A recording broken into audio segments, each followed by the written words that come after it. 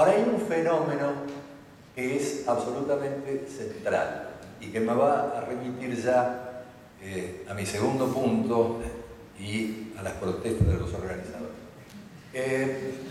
El punto que es absolutamente central es la relación entre la democracia y el capitalismo. Conocemos históricamente regímenes capitalistas que han prosperado en sistemas políticos no democráticos. No hay ningún sistema democrático, entendido por tal la democracia liberal, que no tenga por base una economía capitalista. Hasta ahora no ha ocurrido. Y acá viene el gran problema. No por mala voluntad, no por maldad, por definición, el capitalismo es acerca de la competencia, es decir, de la generación de desigualdades. Y la democracia tiene por principio la igualdad. ¿Cómo se puede conciliar entonces un régimen que genera desigualdades con otro que trata de sostener por lo menos la fachada de la igualdad? Y aquí es donde intervino, al término de la Segunda Guerra Mundial, la llamada alquimia keynesiana. Y pensadores de centro-derecha, me refiero a Raymond Aron o Lipset, o a quien ustedes quieran, establecieron claramente que el secreto de la convivencia entre democracia y capitalismo era la prosperidad, la economía mixta y el estado de bienestar. Ahora, esto es lo que estalla a partir de los años 70, porque el talón de Aquiles, ciertamente, del keynesianismo es la inflación. Cuando esto ocurre, se produce un ascenso brutal del individualismo. Esa es la segunda noción a la que le quería dedicar un segundo.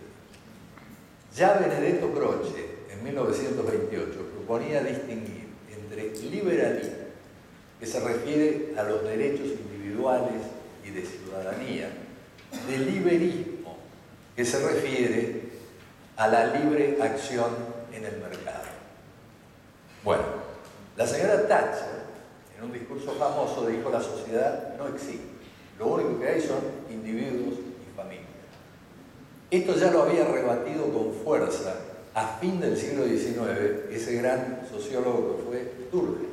Dijo: es imposible empezar el razonamiento por el mercado, es imposible empezar el razonamiento por el libre cambio. ¿Por qué? Porque para que haya mercado se necesita Estado, se necesitan leyes, se necesitan tribunales, se necesitan normas, se necesita regulación. Nunca se puede empezar de este modo. Con el individualismo pasa exactamente lo mismo. Yo quisiera dejar planteada como fórmula para discutir que el individuo es una construcción jurídica, social, económica y política. No se nace individuo. Se puede nacer en cuna de oro, es decir, ver facilitada la construcción de la propia individualidad. Y señalo esto porque el individualismo extremo al que asistimos acá y en otras partes del mundo por parte de ciertos sectores, lo que genera es la desindividualización de amplios sectores de la población, postergados, vulnerables, precarizados. Estos no individuos son la carne de cañón del populismo. Entonces, los individualistas anrayés no pueden quejarse del populismo porque ellos mismos lo provocan. ¿Y el populismo qué significa? Básicamente, el populismo significa que a todas estas personas es mucho más importante que conocer cuáles son las preferencias políticas de los votantes, saber cómo llegaron a formarse esas preferencias. Y si se llegaron a formar esas preferencias, como decía Sócrates, en medio de la falta de educación, de la falta de recursos, se vuelven una masa disponible ¿para quién? Para el líder populista, porque no tienen voz hablan a través del líder populista. Y eso el líder se los devuelve a través de los medios de comunicación para que sea eso lo que se generalice como pensamiento colectivo. Entonces, desde luego que en la medida en que avanza el populismo se destruyen las instituciones, porque las instituciones limitan la voz del pueblo, y la voz del pueblo la habla el líder. Entonces, no nos quejemos finalmente de que avance el populismo si defendemos un individualismo extremo. Hay que preocuparse por la protección social, hay que preocuparse por fortalecer el estado de bienestar, hay que preocuparse por pagar impuestos. Los derechos cuestan plata. No hay ningún derecho que sea gratis, ni siquiera el derecho a respirar aire puro. Entonces, la evasión genera populismo. Y Argentina en esto tiene un récord notable. Ustedes saben, por suerte todavía no me aparecieron los segundos que me quedan, ustedes saben que el famoso Plan Marshall de 1947 fue un plan para el rescate de 19 países destruidos por la guerra.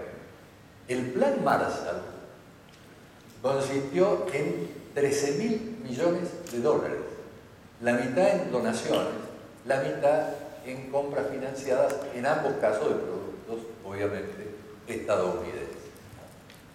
Si ustedes actualizan los 13.000 millones de dólares del Plan Marshall, hoy representan aproximadamente unos 150.000 millones de dólares.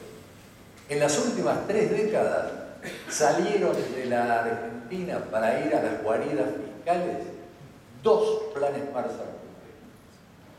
¿Qué país tenemos que puede aguantar que se vayan 2 planes Marshall completos y seguir todavía de pie?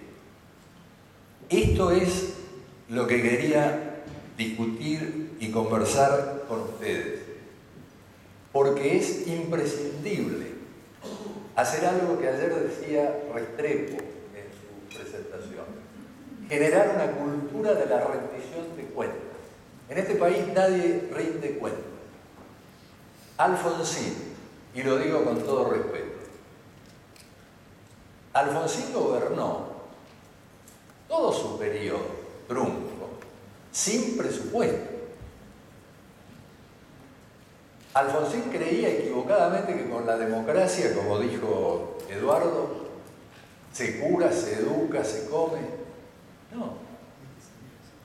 Con eso se cura, se educa, se come, si hay un buen gobierno. Y la democracia, entendida como forma de elección de las autoridades, es una condición necesaria del buen gobierno, pero no es una condición suficiente. De la misma manera que el buen gobierno es una condición necesaria de la democracia, entendida tal como yo la estoy planteando, pero tampoco es una condición suficiente.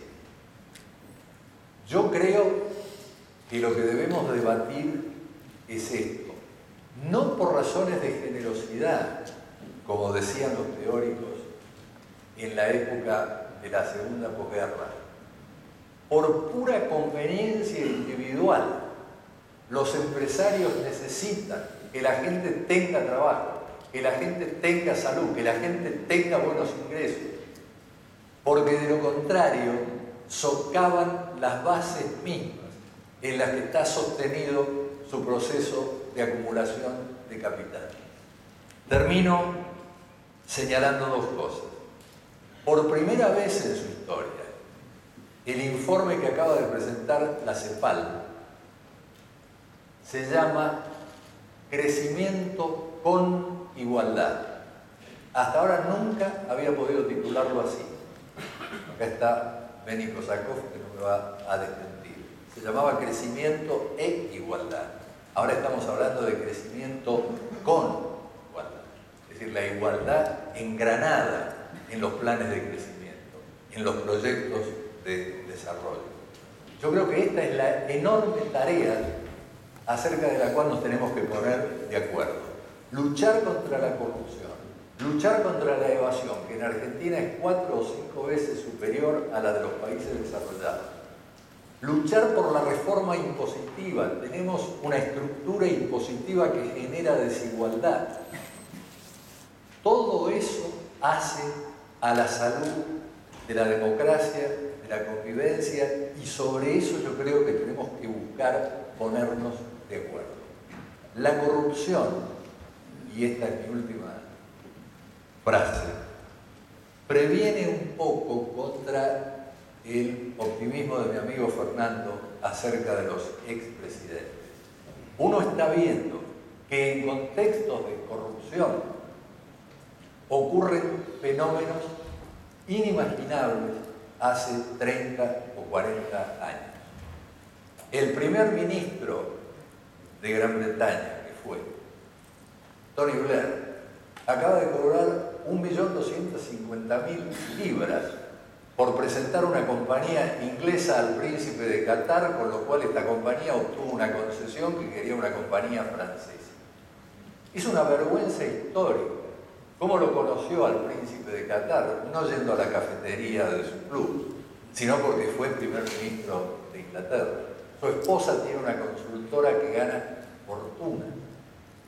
Con todo respeto para los amigos españoles aquí presentes, el rey Juan Carlos haciendo de lobista, comprobadamente. Bueno, Felipe González haciendo de lobista. Billy Clinton actuando como lobista. Digo, todo esto está pintando el deterioro de una época en el que la corrupción se vuelve normal. Ahora, si la corrupción se normaliza, no nos quejemos demasiado por las consecuencias que se sigan de eso. Es la política estúpida. Gracias.